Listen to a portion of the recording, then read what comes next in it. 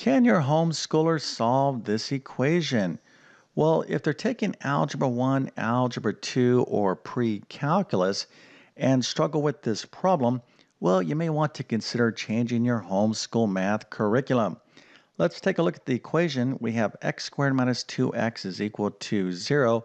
Go ahead and put your answers into the comment section. I'm going to show you the complete solution in just 1 second. But first, let me quickly introduce myself.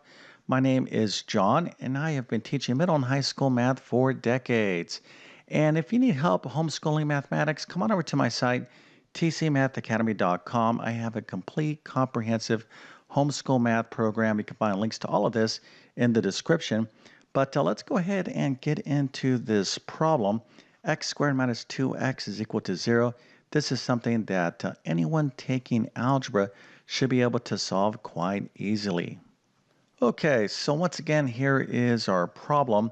We have x squared minus 2x is equal to 0. And in algebra, the key to solving an equation is to identify what type of equation it is. So this type of equation, because we have a 2 right here, we have a polynomial to the second power. This type of equation is called a quadratic equation. And these are very fundamental type of equations that you need to be able to solve in basic algebra. Okay, so there are various techniques and methods that you need to learn to solve an equation like this.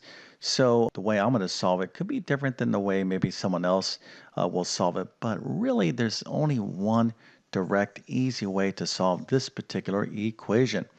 All right, so we have x squared minus 2x is equal to 0. So what we want to do here is to see if we can factor this right here. And of course we can. So we can factor x squared minus 2x. We have a greatest common factor of x. So we can factor out an x. So that's going to be x times x minus 2. All of this is going to be equal to 0. Okay, so again, one of the things that you need to be able to do in algebra is factor. And if you can factor a quadratic equation, more often than not, that is the easiest way to solve it. All right, now you can always double check that your factoring is correct by multiplying back in. So if I multiply this x back in here, x times x is x squared, and then x times minus 2 is minus 2x. But here again, we have the factors of x squared minus 2x. So what we have is this thing, this number. Now, x represents a number. It's a variable, but again, it represents a number. So we have this number times this number is equal to 0, or this thing times this thing is equal to 0. So if I said I have two things, and when we multiply them together, the answer is 0, what does that tell us about these factors, right? You can't get an answer of 0 multiplying two things together unless one or both of these numbers or values are 0, right? So this is what we call the zero product property. And this is going to make this very easy. So we're going to set each of these factors equal to 0 and solve.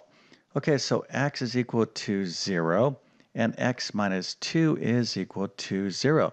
So this equation right here is already solved for us. We have x is equal to 0, excuse me. And then here we can solve this basic equation, x is equal to 2. Now, if we notice here, we have two answers. And this is fundamental to quadratic equations. So when you have a polynomial, its highest power or degree, in this case it's 2, tells us how many solutions we will have.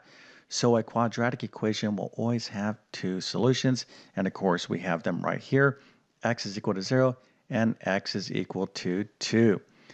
Okay, so if your homeschooler didn't get this right, no big deal.